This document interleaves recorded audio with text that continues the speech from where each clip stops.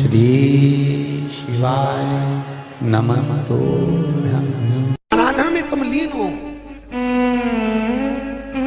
महाराज दुनिया के लोग नहीं समझते कि शंकर पर जल चढ़ाने का क्या लाभ है। शिव महापुराण कहती है, अगर एक दिन शिव महापुराण की कथा कहती है सोमवार के दिन भगवान शंकर को अगर जल चढ़ाया जाता है तो घर में तेज लक्ष्मी प्राप्त होती है। क्या मिलती है? तेज लक्ष्मी।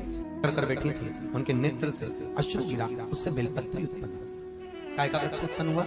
बेलपत्र। पूरी दुनिया में केवल एक बेलपत्र का वृक्ष कैसा होता है जिस वृक्ष के नीचे माता लक्ष्मी शाम के समय पर बुआरी लगाने के लिए जाती है, झाड़ू लगाने के लिए। बेलपत्री के पेड़ पर बेलपत्र का वृक्ष, जिसके यहां लक्ष्मी नहीं टिकती हो, पैसा घर में नहीं आता हो, बहुत चिंता लगी रहती हो, लक्ष्मी से जुड़ी हुई, व्यापार से जुड़ी हुई, पैसा आ ही नहीं गया, बहुत मेहनत कर रहे हो। सोमवार की सोमवार 5 सोमवार बेलपत्री के पेड़ के नीचे एक घी का दिया लगाना चालू कर दीजिए। शाम के समय थोड़ी सी मिट्टी बेलपत्री के पेड़ के नीचे की उठा कर लिया, घर के अंदर लाकर इतनी सी मिट्टी लाकर पटक दीजिए। 5 सोमवार करके देखो, छठे सोमवार पे करने की जरूरत नहीं पड़ेगी, व्यापार अपने आप बढ़ना चालू हो जाएगा। लक्ष्मी शाम के समय पर प्रतिदिन बेलपत्र के पेड़ के नीचे बुआरी लगाना। शंकर भगवान की प्रियता बेलपत्र। पहले भी कथा में कहा, फिर कहते हैं, जिस व्यक्ति के जीवन में धन, संपदा, वैभव, सत्ता, लक्ष्मी की थोड़ी भी कमी दिखती हो, उसको बेलपत्री के वृक्ष का पूजन चालू कर देना चाहिए। जाओ सोमवार के दिन बेलपत्र वृक्ष के नीचे जल चढ़ाकर, जल का सिंचन कर कर, उसी बेलपत्र के नीचे शाम के समय पर संध्या काल में, प्रदोष काल में भगवान देवाधिदेव महादेव गौरी शंकर का स्मरण करो। बेलपत्र की जड़ की ओर, बेलपत्र की तना की ओर, बेलपत्र के वृक्ष की ओर तुम्हारा मुख हो। कोई आसन नहीं, कोई आसन नहीं, केवल बेलपत्र के वृक्ष की ओर तुम्हारा मुख हो। जहां बेलपत्री का वृक्ष है उसके नीचे बैठकर, उसकी छाया में, उसकी ओट में पंचाक्षर मंत्र नमः शिवाय, या फिर षडाक्षर मंत्र ओम नमः शिवाय, या फिर श्री शिवाय नमस्तुभ्यं का स्मरण कर कर अपने हृदय की बात गौरी शंकर से, महादेव से कहे। शिव महापुराण की कथा कहती है 7 दिनों में एक दिन सोमवार का ऐसा होता है जिस दिन 33 कोटि देवी देवता बेलपत्री के वृक्ष के नीचे बैठकर भगवान शंकर और पार्वती का स्मरण करते हैं और शिव पार्वती उनकी झोलियां खुशियों से भरते हैं। देवता भी जिनका भजन कर रहे हैं वो बेलपत्री के वृक्ष के नीचे। लक्ष्मी, मां लक्ष्मी भी बेलपत्र के वृक्ष के नीचे निरंतर विराजमान होती है। और आप लोगों से एक निवेदन और करना चाहेंगे, ये मनुष्य का शरीर जब तक रहे, ये मानव की देह जब तक रहे, जिंदगी में एक बेलपत्री का वृक्ष अपने रहते रहते कहीं पर भी लगाना, उसको बड़ा करना, उसको बड़ा कर कर जैसे अपने बच्चे को बड़ा करते हो ऐसे लगाकर बड़ा कर कर महादेव से कहना कि मैंने अपनी जिंदगी में, मैं मर भी जाऊं, मेरे प्राण छूट भी जाएं, मेरे जाने के बाद मेरे घर के लोग एक लोटा जल चढ़ाएं ना चढ़ाएं, बेलपत्री चढ़ाएं ना चढ़ाएं, पर ये वृक्ष मैंने बेलपत्री का लगा दिया, अगर मैं मर भी गई तो मेरे मरने के बाद भी मेरे हाथ की बेलपत्र महादेव को चढ़ती रहेगी, महादेव को प्राप्त होती रहेगी। लगाओ एक बेलपत्री के पौधे को, छोटे से बड़ा करो, बड़े से बड़ा करो, बड़े से बड़ा करो, और बड़ा करने के बाद उसको कहीं तुम्हारी मर्जी पड़े जहां उस बेलपत्री के वृक्ष को लगाओ। अगर गलती हो गई, ये बहुत गलतियां हो गई, बहुत दुख पड़ गया, तकलीफ में आ गए, लग रहा है कि मुझसे बहुत गलतियां हुई है, बाबा मेरी नहीं सुन रहा, ये बेलपत्री का भाग की डंडी पीछे की ओर कर, जहां बैठकर बेलपत्र चढ़ा रहा, पत्ती का मुख अपनी और डंडी का मुख सामने। शिव की कुछ आराधना है, मेरे भोले बाबा की कुछ आराधना है। खाली ना जाता कोई, खाली ना जाता कोई, दर से तुम्हारे मैं भी खड़ी हूं नदी बाहें बसा, मैं भी खड़ा हूं नंदी बाहें बसा।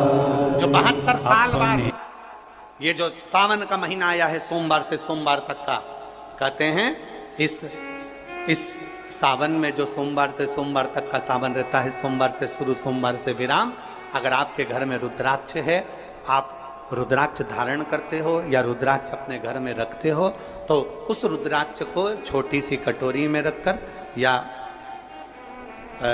एक पात्र में रखकर 7 बार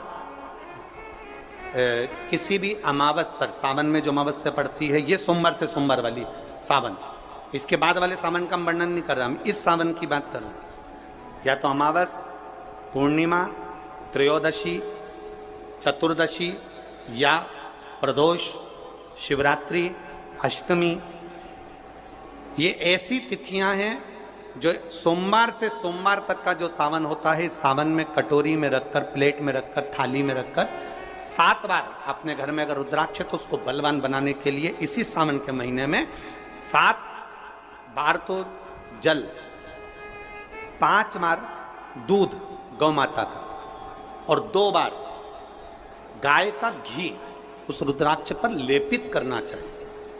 और फिर उस रुद्राक्ष को धूप बत्ती हो या घर में गूगल की धूप हो, और धूप बत्ती से उस रुद्राक्ष को सिद्ध कर लेना चाहिए। कुछ नहीं आता ना, शिव का नाम लो, श्री शिवाय नमस्तुभ्यं बोलो, और उस रुद्राक्ष का स्पर्श कर कर अपने गले में धारण करते हो तो गले में, पूजन में रखते हो तो पूजन में, या किसी कार्य सिद्धि के लिए रखते हो तो कार्य सिद्धि के लिए। अगर ये सोमवार से चालू होने वाले सावन को, सोमवार से विराम होने वाले सावन में अगर हम सिद्ध कर लेते हैं तो वो रुद्राक्ष हमारे जीवन का सबसे श्रेष्ठ रुद्राक्ष हो जाता है, सर्वश्रेष्ठ। अभी हमारे सीहोर में कुबेरेश्वर धाम पर ये जो सावन का महीना आया है, इस सावन में हमारे यहाँ कुबेरेश्वर धाम पे वैसे तो जो महाशिवरात्रि आती है, जिस समय रुद्राक्ष उत्सव होता है, उस समय पर रुद्राक्ष को सिद्ध कर लिया जाता है। पर जो सावन ये आया है, इस सावन में हमारे यहाँ प्रतिदिन बाबा के रुद्राक्ष को सिद्ध करते हैं। प्रतिदिन नियम है रुद्राक्ष पर जल चढ़ाना, दूध चढ़ाना, घृत लगाना और बाबा के उस रुद्राक्ष, क्योंकि इतने भक्त आते हैं उनके लिए वो रुद्राक्ष सिद्ध होना चाहिए।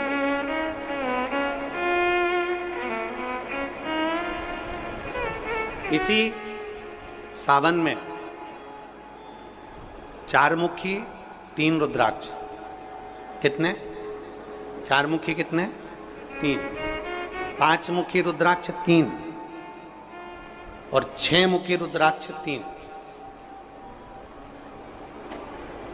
इनके बीच में 1.25 गांठ लगाई जाती है।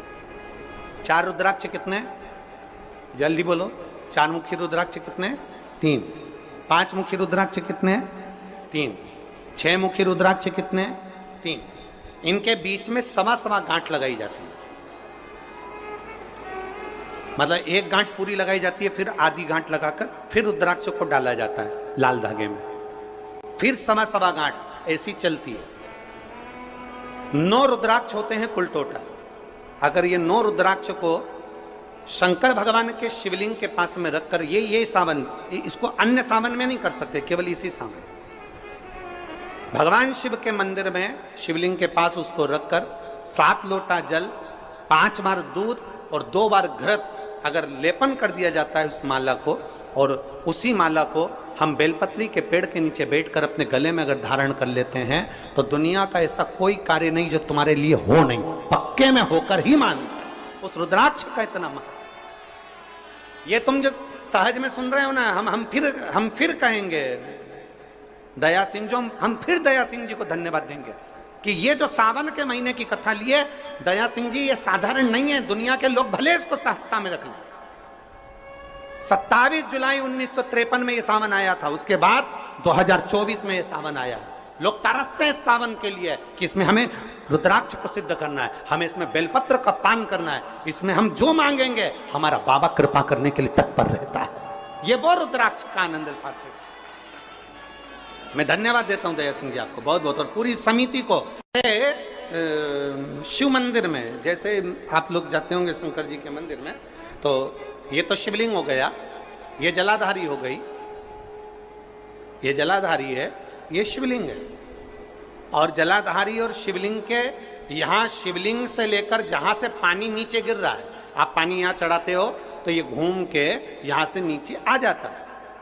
आपने जल यहां चढ़ाया शिवलिंग पे तो जल घूमकर यहां से नीचे आ जाता है।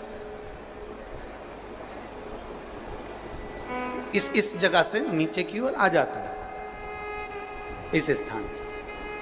प्रयास करिए, ये जो सावन आया है 72 वर्ष के बाद, प्रयास करिए।